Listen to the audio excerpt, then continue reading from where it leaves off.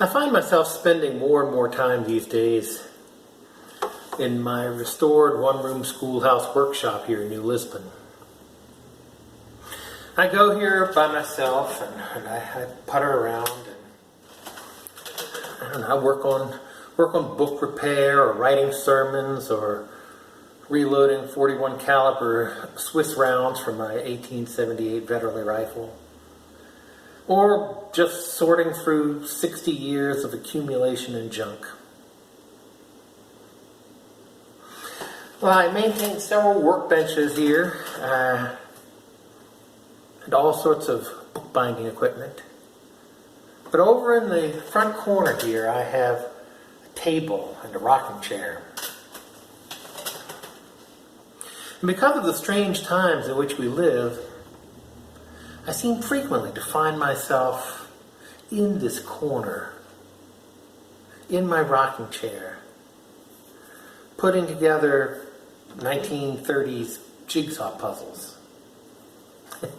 I have hundreds of them in my expansive collection of one man's trash. And once begun, the lure of the puzzle affects me like an addiction. And I just want to put one more piece in before I quit. No, just one more piece. Or now one more piece. I don't know. I've wondered what it might be that draws me to the jigsaw puzzle. I mean, the pictures are usually pretty dull. The edges of the individual pieces are no longer really crisp.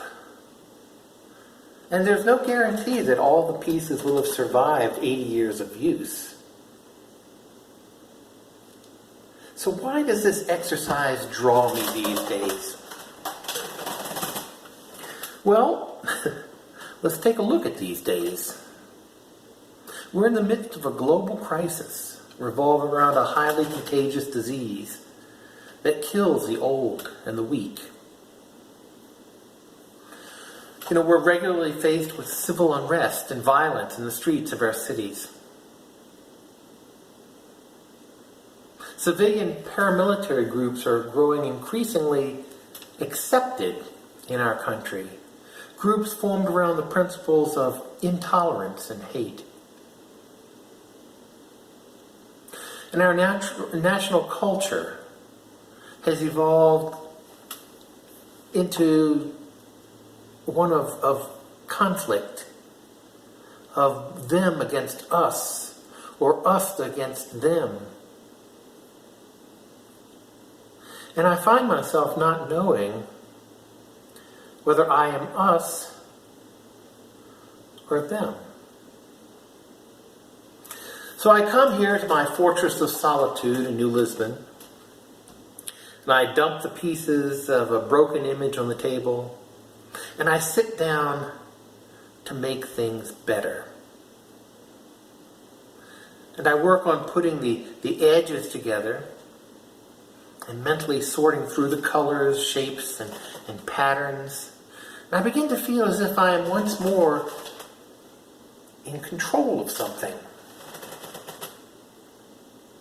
Even if it is only a 16 by 19 inch picture of puppies or a winter landscape. I believe that many of us are experiencing that same feeling of having lost control of our world. Our lives have been disrupted by pandemic. Major life events have been diminished.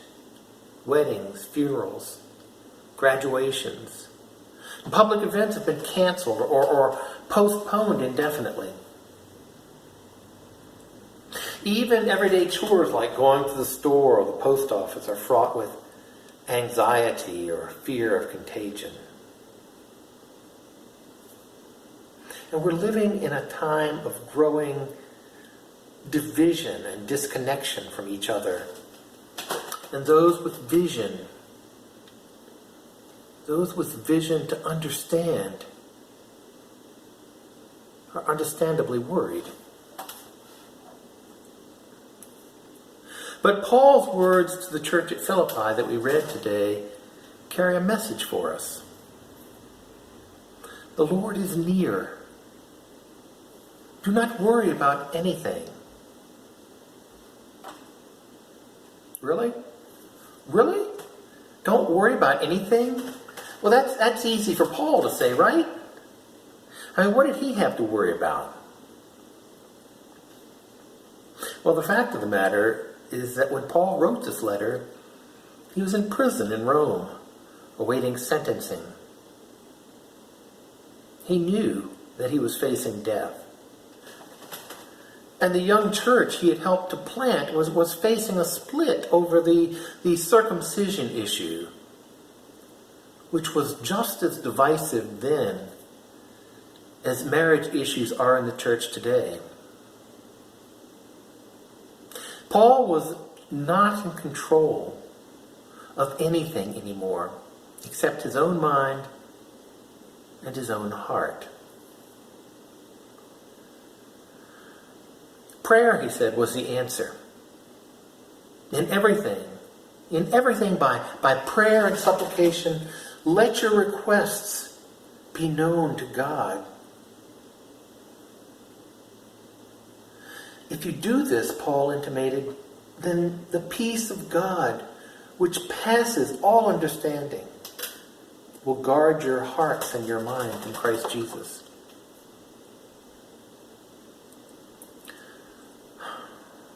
Well, it's amazing. I mean, it is amazing. Paul tells us that prayer will bring us peace. It isn't peace. But isn't this just acceptance of the undesirable situation we're in?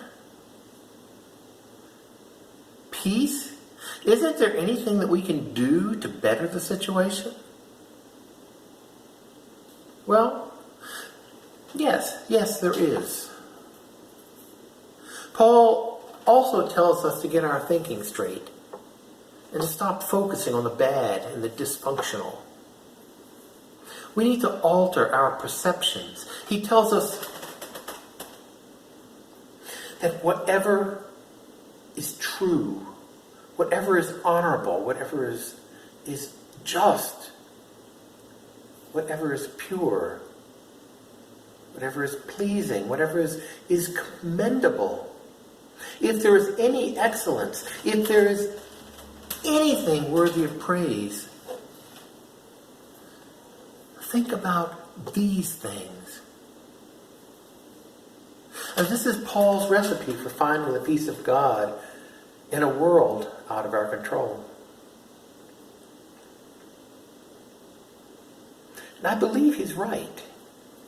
When we concentrate our focus on all we find wrong in life, all the stupid, self-serving, bone-headed things done by politicians and well, basically everyone in the world who isn't us, we tend to lose ourselves in despair.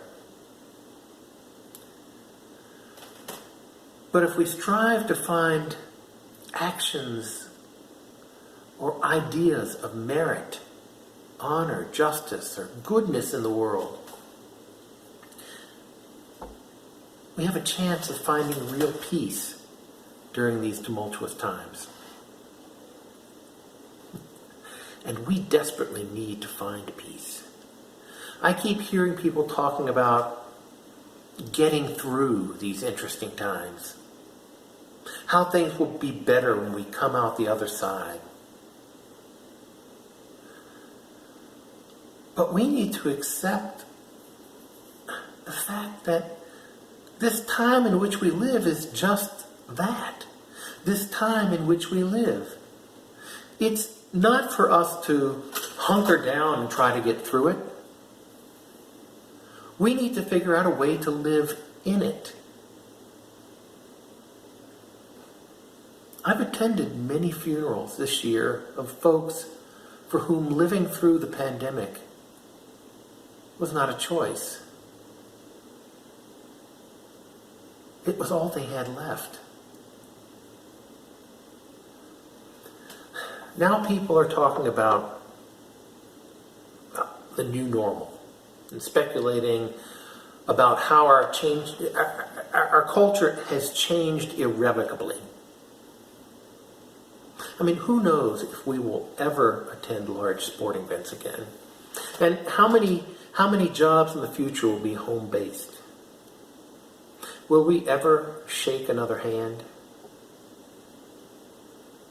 Will we forevermore weaponize opinion and half-truth for ideological and political warfare?